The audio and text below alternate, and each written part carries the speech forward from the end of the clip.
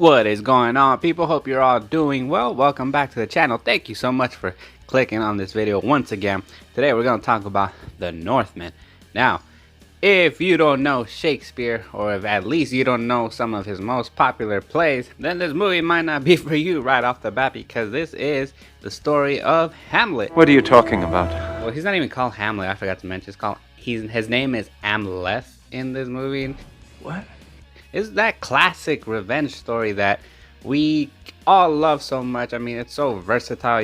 There's so many ways you can go about this story. The main character, he loses his dad because his dad is betrayed by his uncle, and his uncle takes the kingdom, takes his mom, takes everything that should belong to him, and then he's out for revenge. Such an ensemble cast in this movie, but not everybody, we don't really see the potential. There are certain characters that die off pretty quick. Ethan Hawke plays the king, who you obviously know he's gonna die if you know Hamlet and how this story flows.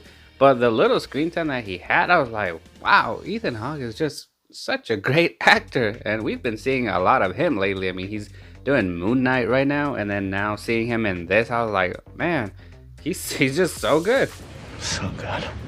My question is, what the heck is Willem Dafoe doing in this movie? I mean, like, I feel like this man was like, look, I'll take what I can get. You want me to play the crazy bum looking dude who knows all these rituals?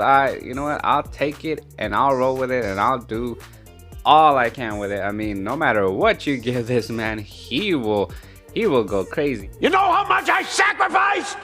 To me, the standout would probably be Anya Taylor-Joy. I mean, I think she's always kind of a standout, and even if she gets like supporting character roles, even if she's not the main one, but I guess when it comes to what I didn't like, it's probably Alexander Skarsgard, because for the majority of the movie, he's just playing this dry character who, like, with no emotion, he's just serious. He just reminds me of like a old school medieval Edward or Robert Pattinson. Well, I hope you enjoy this appointment. Nicole Kidman is great too, and I think everybody was just screaming in the movie theaters. There's a certain scene where I don't want to spoil it, but just think of it. I'll just say one word: incest.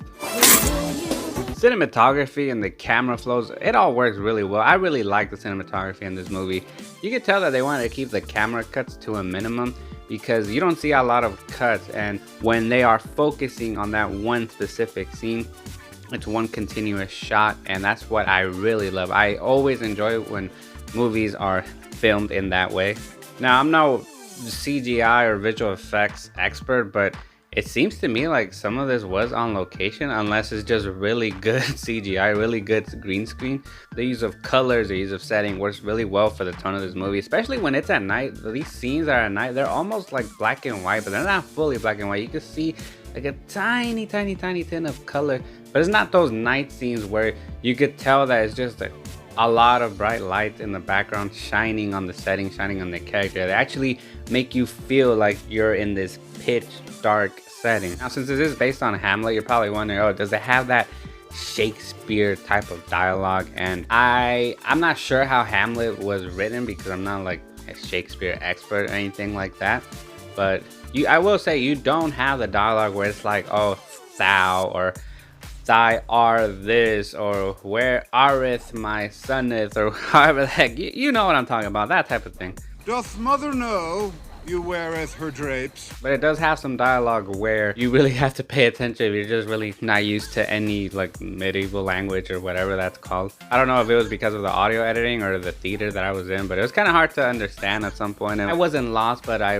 was having trouble following along, so I just had to, you can just kind of make it out what's happening. And I guess it was a little easier for me because I know the fact that it's based on Hamlet, and I know how this will go. And if you just don't know Hamlet, then just think of The Lion King, because that's what that movie's based on as well. You're gonna be like, oh wait, that's the part where Simba does this, and oh yeah, I remember that. And again, I'm not sure how much of the play is actually translated into this movie, but it seems like they have kind of a lack of a good villain in this movie. His uncle is pretty much what I thought the villain, but he doesn't seem like a villain. He's just kind of there doing nothing until the last battle, the last confrontation. Now, when it comes to the pacing, to me, it was a little bit too long. This movie is over 2 hours long. I don't think it needed to be that long. I think you could have shaved off easily like 20-30 minutes.